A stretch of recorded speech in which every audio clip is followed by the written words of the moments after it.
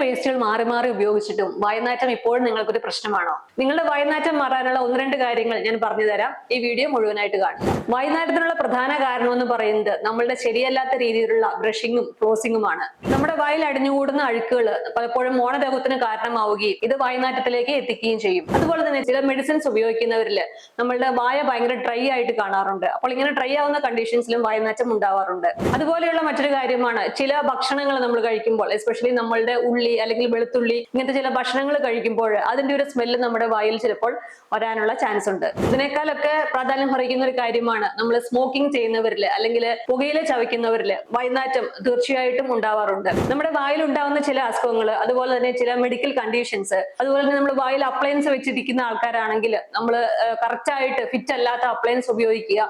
ഇതിലുള്ള ഏതെങ്കിലും കാരണങ്ങൾ കൊണ്ടായിരിക്കാം ചിലപ്പോൾ വായനാറ്റം ഉണ്ടാകുന്നത്. അങ്ങനെയാണെങ്കിൽ താഴെ പറയുന്ന കാര്യങ്ങളിൽ നിന്ന് ശ്രദ്ധിച്ചാൽ ഒരു പരിധിവരെ നമുക്കത് ഒഴിവാക്കാനായിട്ട് സാധിക്കും. ആദ്യമായിട്ട് നമ്മൾ ശ്രദ്ധിക്കേണ്ടത് നമ്മളുടെ ബ്രഷിംഗ് ആണ്. ബ്രഷിംഗ് ഏറ്റവും പ്രോപ്പർ ആയിട്ടുള്ള രീതിയിൽ 2 നേരം ബ്രഷ് ചെയ്യുക. രണ്ടാമതായിട്ട് ഡ്രൈ മൗത്ത് ഉള്ള ആൾക്കാരാണെങ്കിൽ ധാരാളം വെള്ളം കുടിക്കുന്നത് വായനാറ്റം ഒഴിവാക്കുന്നതിന് സഹായിക്കും. പിന്നെ ചില ഭക്ഷണം കഴിക്കുമ്പോഴാണ് നിങ്ങൾക്ക് വായനാറ്റം ഉണ്ടാകുന്നതെങ്കിൽ ആ രീതിയിലുള്ള ഭക്ഷണങ്ങൾ ഒഴിവാക്കാം. അതുപോലെ തന്നെ നമ്മളുടെ പുകവലിക്കുന്ന ശീലമുള്ളവരാണെങ്കിൽ അത് ഒഴിവാക്കി കഴിഞ്ഞാൽ ഒരു പരിധി വരെ തന്നെ നമുക്ക് വായനാറ്റം ഒഴിവാക്കാനായിട്ട് സാധിക്കും. ഇനി ഏതെങ്കിലും മെഡിക്കൽ കണ്ടീഷൻസ് കൊണ്ടാണ് നിങ്ങൾക്ക് വായനാറ്റം ഉണ്ടാകുന്നതെങ്കിൽ എത്രയും പെട്ടെന്ന് തന്നെ ഒരു ഡോക്ടറെ കണ്ടിട്ട് ആ അസുഖത്തിനുള്ള ചികിത്സ എടുത്തു കഴിഞ്ഞാൽ വായനാറ്റം ഒഴിവാകും. അതുപോലെ തന്നെ വായനാറ്റം കൊണ്ട് വളരെയധികം ബുദ്ധിമുട്ടുന്ന ആൾക്കാരാണെങ്കിൽ ഒരു ഡെന്റിസ്റ്റ് നിർദ്ദേശപ്രകാരം ഏതെങ്കിലും ഒരു ആന്റി ബാക്ടീരിയൽ മൗത്ത് വാഷ് കുറച്ചു കാലത്തേക്ക് യൂസ് ചെയ്യാവുന്നതാണ്. ഈ പറഞ്ഞ കാര്യങ്ങളിലൊക്കെയും ഏറ്റവും ഇമ്പോർട്ടന്റ് ആയിട്ടുള്ള കാര്യം എന്ന് പറയുന്നത് 6 മാസത്തിലൊരിക്കൽ നിങ്ങൾ ഡെന്റിസ്റ്റിനെ വിസിറ്റ് ചെയ്യുക എന്നുള്ളത് തന്നെയാണ്. ഇതിൽ ഏത് കാരണം കൊണ്ടായിരിക്കാം നിങ്ങൾക്ക് വായനാറ്റം ഉണ്ടാകുന്നത് എന്ന് താഴെ കമന്റ് ചെയ്യുക.